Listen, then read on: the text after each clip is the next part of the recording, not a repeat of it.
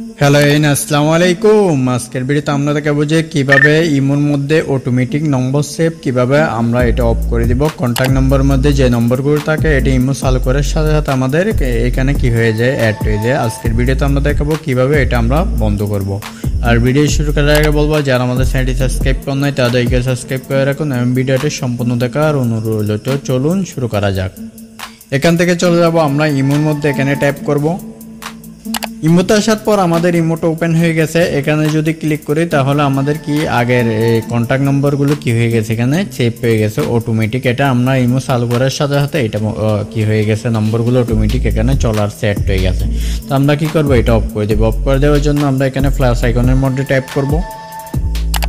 এখান থেকে আমরা মোর অপশনে ট্যাপ করে দিব।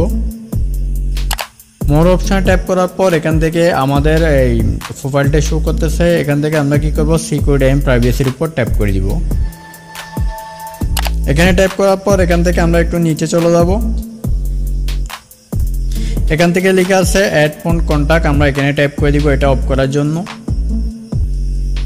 এখানে ট্যাপ করার পর আমাদের এখানে দুইটা সেটিংস চলে আসছে। এখানে দেখেন, এখানে লেখা আছে অ্যাড অটোমেটিকলি, এখানে লেখা আছে যার কারণে এটা আমাদের অন করা আছে। অটোমেটিক কি হয়ে যাচ্ছে, আমাদের নম্বরগুলো অটোমেটিক কি হয়ে যাচ্ছে, অ্যাড হয়ে যাচ্ছে। তো আমরা কি করব, এটা ডন অ্যাড অটোমেটিকলি এখানে ট্যাপ করে দিব।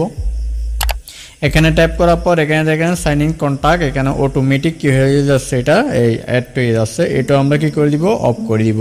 এখানে ট্যাপ করব।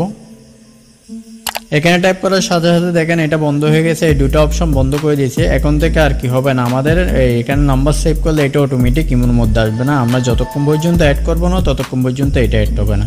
তো আজকের ভিডিও পর্যন্ত। ভিডিও ভালো লাগলে অবশ্যই চ্যানেলটি সাবস্ক্রাইব করবেন। ধন্যবাদ।